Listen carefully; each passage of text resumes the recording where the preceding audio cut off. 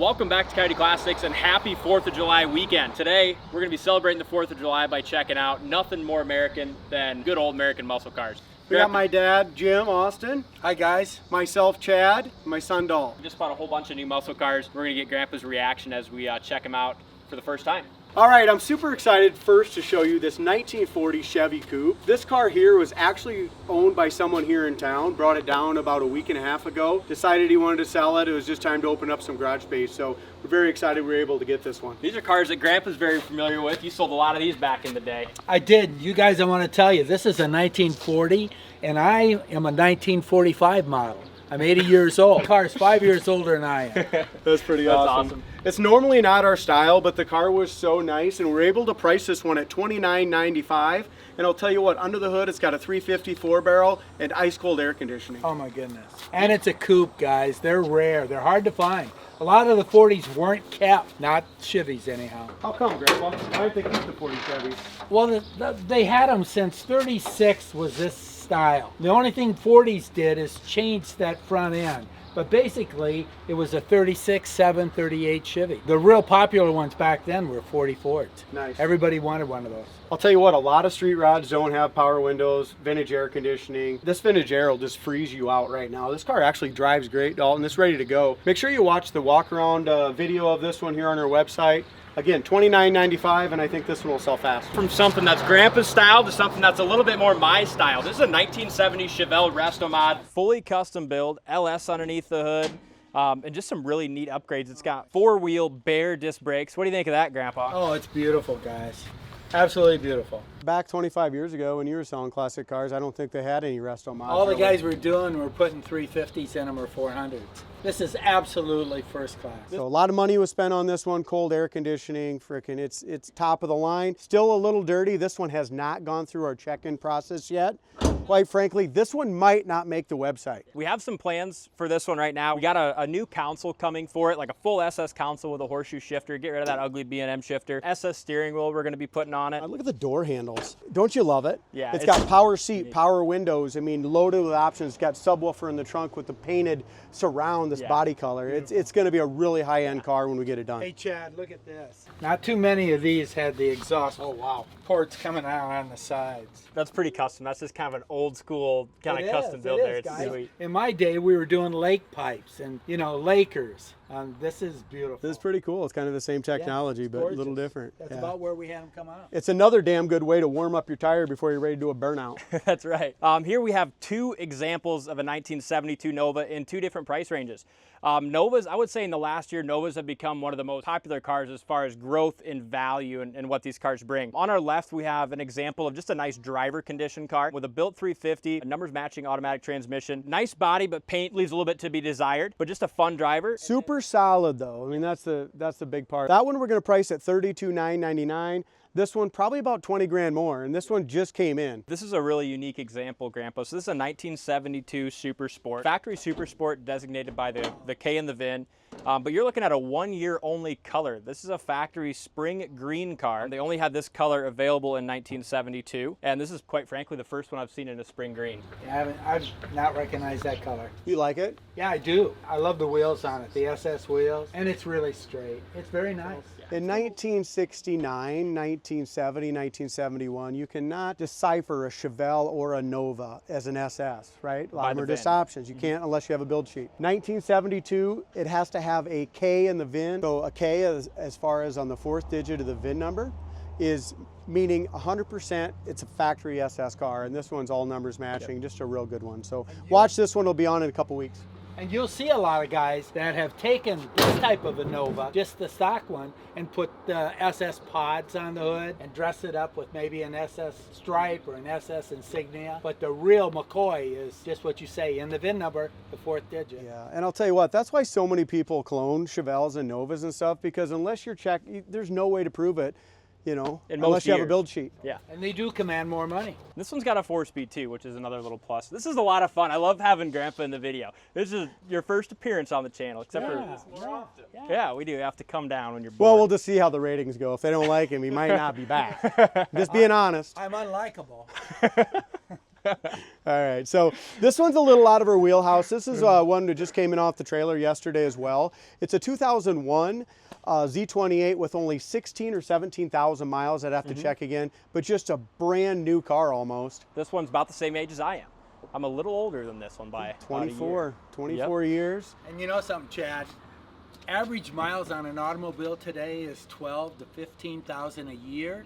Look how old this is, almost 24 years old. And So what were the miles? Yeah, do the math. It's about 16,000, I think. 16,000 miles. Guys, it's what we used to call cream puff. Yeah, and it is. I mean, once you go around this thing, it's just like new inside and out, and that's why we bought it. You still got a ton of performance. You got like a brand new car, and I'll tell you what, over 20 years old, this is a classic. And how about the T-tops? So you got that convertible feel. Yep. Yeah, it's another plus. And I like the word cream puff, Grandpa. We still use that one around here. I didn't know you knew that He word. probably taught me that about 25 years Somebody ago. a lot older than I taught me the word cream puff. I've been in the car business for 50 All right, years. so Grandpa, you might not know shit about this or about like a 70 Chevelle anymore, but you know a little something about a Falcon Sprint. I'm going to call that a Sprint. It is. Or the real McCoy. Yeah, The the real Sprint was Sprint. a sport package, and they came standard with bucket seats and a console. Didn't always mean that the automatic was on the floor. You could have that option both ways. Isn't that a gorgeous car? I mean, the body lines on this Sprint, the way the door fits, the tire and wheel package. This one came off the trailer, and I'll tell you what, we got a great car here today, and somebody's gonna get a really nice one once it goes through our shop. Every little thing's fixed and ready to go. And Chad, these cars, these little Falcons came with a little 6-cylinder as standard equipment. Yep. Maybe the Sprint came with 2 V8s, a 260 or a 289. This is an F code, so this will be probably the 260. Yep. Not many cars back here were ordered with power steering. People my age at 17, 18, 19 didn't want to pull down their horsepower. So power steering took a little away, or we intelligently thought it did. Yeah. But back in your old day, didn't you guys just add a set of goofy headers or something stupid and try to get a little 10 more horse? We did stupid stuff, Chad. We heated the front coils and dropped the front end down. I got out of school in '63. We called the word raking. We would rake a car so it rode like that. Okay? Oh my gosh. That's cool. That is What pretty was cool. what was your car back in the day when you were in that car club? What'd you drive? I had my first car was, of course I was crazy about cars from 13 on. I sat in cars, pretended to shift them that motor didn't run. But my first car was a 47 Chevy, ugly thing, 4-door. And I love Chevys. But and the second one, when I was in high school, was a 51 Merc. Oh, And nice. that thing was dark green with a yellow top and a yellow sun visor. Every time you see a Merc, you're like, Chad, you gotta buy this Merc, gotta buy this Merc. You're still crazy about a Mercury. I am crazy about a Mercury. All right. Just like, was it Alan Jackson that had that song? Crazy about a Mercury. You must have been. That was before my time too. Suicide doors, guys. The back doors open up like this. You go down the road over 15 miles an hour, throw the door open. Could come off. Could come off. You're dead. Anyway, Falcon. Really happy with Falcon. Very excited about getting that on the website. From the same owner, we got this one too. This is a beautiful, so 264, 64 Falcon, 64 Galaxy. This one I feel is crying out for some chrome wheels. I asked the guys earlier today, do we leave it 100% bone stock? Do we throw some chrome wheels on it and just give it more of that pop? So I think we're gonna go ahead and do that. But very, very nice car. This one's gonna be in the low 30s, I think. You know, it depends on what we have to do to it. You know, once we're done with it, brakes are done, everything's ready to go. Sniper fuel injection system added on there. It starts great, runs good. You know, just makes it a little bit more And reliable. honestly, this power steering car. Yeah. I think so. We haven't really opened the hood, have we, Big D? I don't know. I opened it once briefly, but we're gonna look at her again. These, like Chad said, just came off the truck last night, so we're all kind of checking them out together. You know There's a how I secondary learned on the where the left. hoods, You how had they to read open? I worked in a gas station, it was full service. So you came out, you popped the hood, you did the windshield, you checked the oil for the customer. By the pumps running. So you you had to learn figure where that out how to open the hood. What decade was that, you think? You know, it was in the 60s. I got out of school in '63. So that was in '61, 2, and 3. That It was was a neat. wonderful time to grow up in America. Just little things like that, where nowadays you go to a gas station, you don't even see a person, you just swipe your card and pump it. How about Chad- you go to a gas station? How about you go to Walmart or freaking McDonald's? You You don't see can't anyone talk to with a a red human. shirt. And back just in the 60s, 70s, I mean, human interaction was everything. Everything. You know where that started, Chad? It started being a Des Moines Register paper boy, and then it just goes on. Then it goes to that, and then a salesman, and then a business owner. And if you don't talk to people in these days, you're missing out. If you don't see somebody down the road, you're walking around, and you don't stop and say hi, then you're just missing out on a whole experience. You certainly can't be in the car business or anything that involves sales and be bashful. It doesn't work. All right? Plus, it's boring. You don't Boring want way to be to too live. direct. Yes. Exactly. Anyway, going back to the main focus here, we're getting a little off track, but it does have power steering, does have power brakes, and pretty cool old car. So I always like these good little parade cars. Hey, Chad, look at the skirts.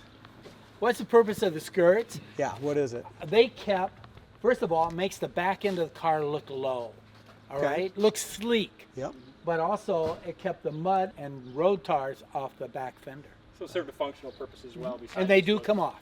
Really. That's about the first thing that's going to happen here at Coyote Classics. The skirts come off, go in the trunk for good. New tires and wheels go on it, and it makes it look a little more muscle car. Chrome wheels and baby moons. Oh, God. 1963. Not going to happen. That was my. Not going to happen. All right, so we're in the showroom here real quick. We're going to start with this one. Grandpa, you talked about out there, we were talking about the 40 Chevy. Everyone wanted the Ford Coupe, which this is. You know what? This is, I think, a 39.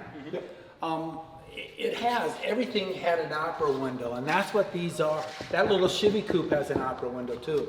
But guys, the Fords were real distinctive because of their front ends. This happens to be a 39, but the 40 Fords were really sought out. They had a big, wide chrome ring here, and look at the front end. It's just gorgeous.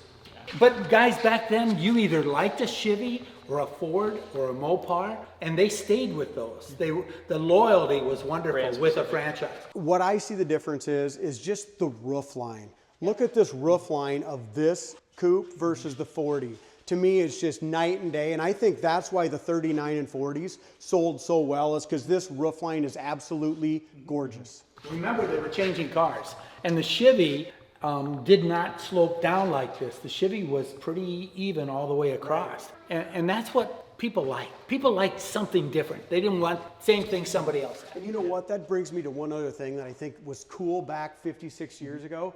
Back in the day, every time a new car was going to debut, it was a freaking damn near a parade in town from new car dealerships and stuff. It was so cool. So that means 39 to 40, that change, 67 to 68, those changes were dramatic in a Chevelle or Camaro or whatever it was. So it was so different. Everyone came to town that day, and it was just like a freaking big spectacle. They bring them in on enclosed boxcars, I heard. So Yeah, that way you wouldn't and see- here's the deal, and I remember this. Listen, guys, when that new Mustang came out in '64, Yeah. all right, they called it 64 and a half, the first year of the Mustangs. Yeah. Lee Iacocca created that for Ford Motor Company. When that car came out, they hid those cars. Like September 18th or 19th was new car introduction Okay, back that's then. what's up. But they put them in buildings. You couldn't see them until a couple days before. It was a big thing, guys, huge thing. It created excitement. Yeah. And it's the same thing that creates excitement today on these classic cars. When we're doing these walkarounds with 8, 9 cars, it creates excitement to see them here online.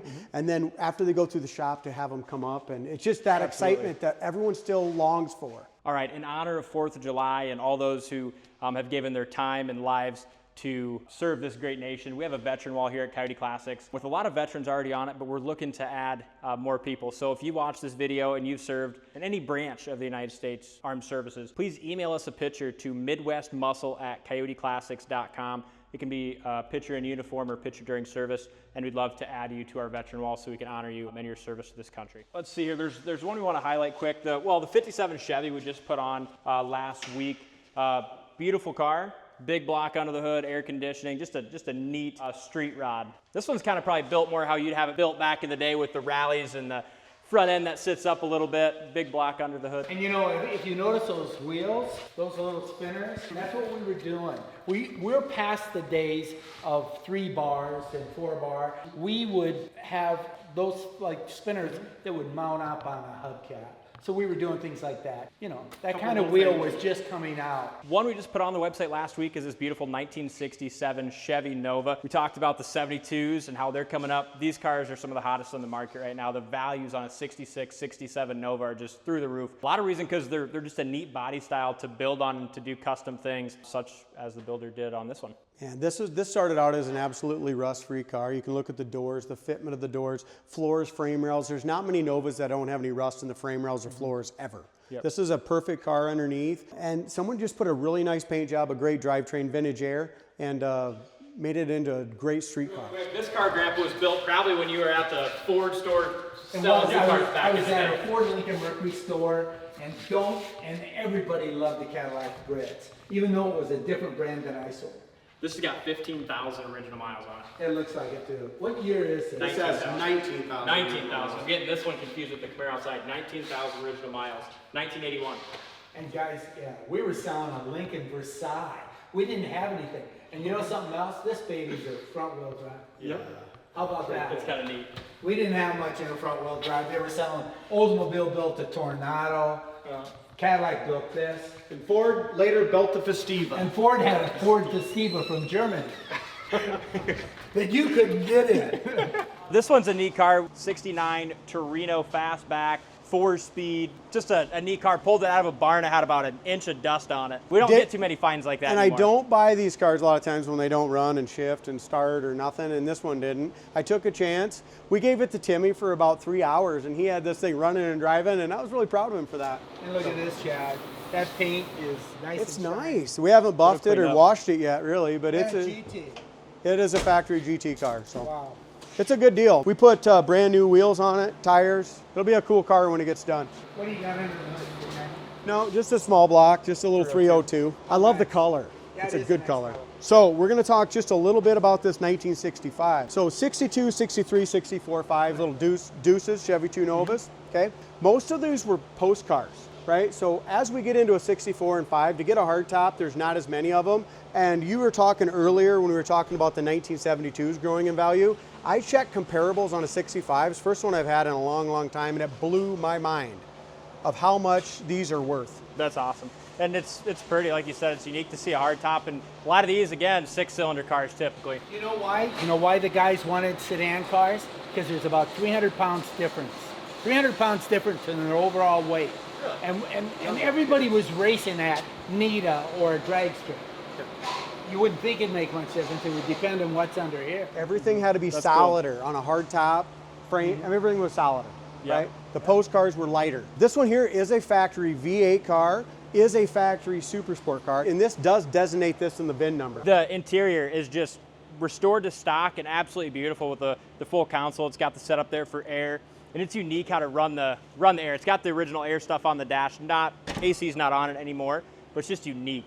Yeah, well, this one's been here for about 2 or 3 weeks. We can only get so many cars, about 8 cars through the shop a week. So this one had to sit for a couple weeks. It's this one's turn now. Next week we'll go finish all the little stuff up, go to detail. Should be on the website by next Wednesday or Thursday. 1978 Firebird Formula. I drove this one last week when it came in. Car runs and drives awesome. I believe everything worked on it, went down the road great. Brakes were a little soft, so Riley's got it in, doing our check-in. And he's going to work on the brakes, and I'm sure he found probably about 14 other things on it that we're going to fix. Usually that's, even a car runs and drives nice, you get them in, and there's always a 22 big list. actually. 22 things that even on this car that ran great, drove great. It's better than 52, and a lot of them lately have been like 55, 56. And some of them are little things, right? Like wires hanging under the dash. But all that stuff has to be fixed or somebody's going to complain about it and not like it. Anyway, this will be a nice one when it's done. This is another low mileage car. This is a factory black car, very highly optioned. It's got, it's a good one too. These are add-on moldings, and they do that to protect the sides. Guard. We were trying to protect the sides of cars many, many years ago. Besides, we made money when we sold the moldings. And the deer whistles. I bet you sold a lot of moldings. You sold a lot of deer whistles and moldings. Moldings were like 35 installed.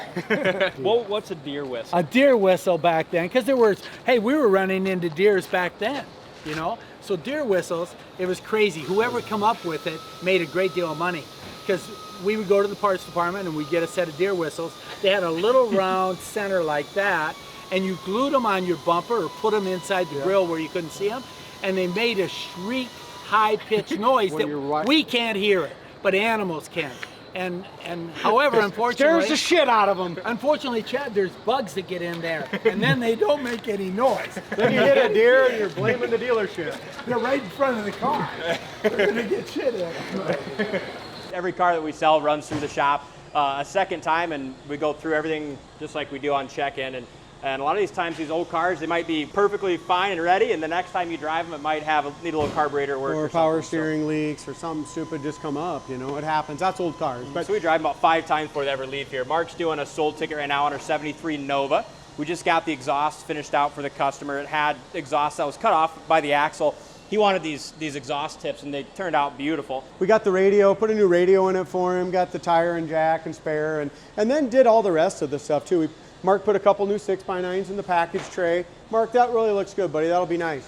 You know what, Chad? When we're looking, we're seeing a trend where these vinyl roofs were optional, and they really accentuate the car. They do. Whether you now that molding is I would say a factory. Both of those other Novas, those 72s had it too. But just look, whatever the interior color was, within reason, was the color of the top. But look what that black does to that. I like it. Kind Just of burgundy color. Sharp Beautiful. and Really sets it off. Right? How are you coming, Brand? I hate to see this. What do we got, a bad sender all of a sudden? Not working. Gas meter's not working. So you put gas in it and it wasn't moving. Even though it read a half. It just went to half. It didn't go any further, so I found a sending in it. And then pop it in. Well, you got new sender? Yeah, I'm sending right there. Yeah, okay. See if we can figure it out and get the read correctly. I mean, this sold ticket was pretty much done. We were going to put it on the road, and I said, hey, Brant, just put a little more gas in it. It showed a half tank, and now we're doing all this again. Now it's like opening Pandora's box all again. Yep. 1972 Monte Carlo. Bought this one down in Oklahoma. Really neat car. When I bought it, the tires looked brand new from the outside. We get it up on the lift, and they're weather checked, you know, In the between tread, yeah, terrible. So we put some brand new tires on it, raised white letters. Underneath the hood of this is a really nice 350 4-barrel. The heater fan didn't work, the air didn't work, a bunch of little stuff didn't work on it, but I'll tell you what, it does now. We got the air working? Yep, Ryan's Nice. got it all working. He's put a new belt back on it again now, but he had it all charged up. The fan was worked. It was all unplugged out here, so the fan works now. This thing rips though. I was, you know, even before I knew what it all had for engine upgrades, but I drove it and I'm like, this ain't your stock 350. It's got a lot of balls. But it's got some headers on it and stuff, and like you said, it'll be a good car. Really nice paint body, excellent undercarriage. This one will probably be, we don't have all our final expenses, and that's why it's hard to say what we're going to ask for it until we kind of find out how much we had to spend. Yep. But I'm guessing it's probably going to be in the low 30s. You guys, I found out a long time ago why they put a high-rise manifold on it is because they want more air. They need more air. If you want power, you've got to have something. If you've got a carburetor like that, you're giving it gas, you got to have more air in the cylinders. And a high-rise allows more air to be flowing around because that motor's going to pull that air as it pulls gas. So there's high-rise some of your allows horsepower more there, air. depending on what's in the bottom end of it. Right. Last but not least for our shop update today is going to be this 1966 Mustang. We bought 2 of these Mustangs from the same owner. There's a lot of great things about both these cars, but both of these had like 55, 56 things that we found wrong with them. So new bumpers, wiring loom, water pump leak. I mean, just a ton, right? Unfortunately, we're trying to buy ones that don't need that many things, but when we go out there and buy them, and even if you take them for a short spin, until you get them on the hoist, until you really have a tech go through them, you don't know about half of this stuff. Exactly. So we do the best we can to buy the best product, so we don't have to do as much, but sometimes, If like it I needs said, work, we'll do it. we got to do it. Let's talk about this one, 1970 GTO convertible. This is one that we talked about a few weeks ago when it was in the shop. Turned out fantastic. We spent a lot of time, a lot of money, and fixed a lot of things on It's this one. going to make somebody a really nice driver. It's not a trailer queen, but I'll tell you what, it's one you can jump in and drive anywhere you want to go, rip the tires loose, ice cold air. Just something, I feel very confident in this one that it's ready to go. That truck we've been talking about a little bit, but we are so close finally to get that frickin' paperwork all done on those things. When like I said before, when you change VIN numbers and change shit when you build a car like that, if you don't get it properly done through the state, we can't sell it. Yep. So we should have all that finished. But the reason that it took so long is that's a really neat custom build. They put that on an S10 chassis, Grandpa. So custom built around that S10 chassis, beautiful leather interior. It's a factory 5-window truck too. Factory 5 windows. Yep, it's original cab on it. Most of them are 3 windows. 5 windows kind of rare. 1960 Ford Starliner. What do you think about this one, Grandpa? It's so beautiful. and done right. Last one we'll touch on briefly is 1955 Chevy. You like this one. You seen this one when it came in, and you like the colors on this. I had a Bel Air 4-door, same color. Yeah, I love the colors. I think they're gorgeous. Yeah, it's all factory colors, exactly how this one came from the factory. That gray and coral, and same thing with the interior.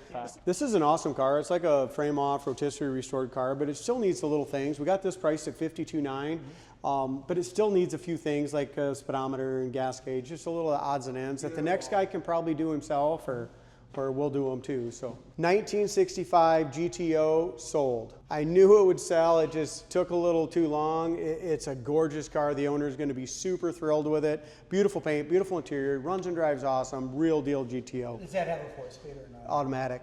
You know what? The first 65 GTO I ever seen in my life was prior to their announcement day in 1965. Because there was a big difference between 64 and 5. That's a new body style that year. They were changing them every year. Guess what? It was that color, Chad. Was it really? With white interior. It's got white interior. In the basement of the Pontiac garage in Charles City. Before announcement day. And we could get in there and pretend to shift it. Yeah, you were doing that, you said, when you were about 13. I've been doing that for a long time, whether they run or not. Now at 80 years old, you're still doing it. You're out in the garage in the driveway in the old Model A thinking, are they going to take your license Now I away got one a of these car. days? Yeah, I got a Model A that won't squeal the tire. Yeah, Model A. If your foot falls off the clutch, it just won't do it. So Grandpa, loved all this power, he says, but when he gets 80 years old, he bought a Model A just the other day, driving that around town. I seen he had the grandkids in the back seat of it. Oh, that's fun. Yeah, we went to baseball practice. That's awesome. All right, that's what these classic cars are all about. Get somebody like Dad that's still, it's in his blood. He's loved it forever, and then he's able to, at 80 years old, go out and buy a 1930 Model A 4-door sedan to take his grandson and his grandson's little buddy to a baseball practice. I mean, how cool is that? Yeah. That's what this stuff is all about. That's why we sell these classic cars, and that's why people are buying them day in and day out. You know what, Chad? And I used to say this. You know what's nice about having a classic car? It really is. As we get older, I don't care if we're in our 40s, 50s, 60s, whatever it is. You know something? You can go in the garage. You can go in the garage and you can, most guys run their hands along the side of it or touch it. It shows a little ownership. But you know what? It's nice. It is. Because these things are beautiful and we're making memories. Their history and they're generational, and there's just something American about a classic car. So with that said, thank you guys for watching. Hope everyone had a great 4th of July. And we'll see you next week for another walk around and test drive. Happy 4th of July.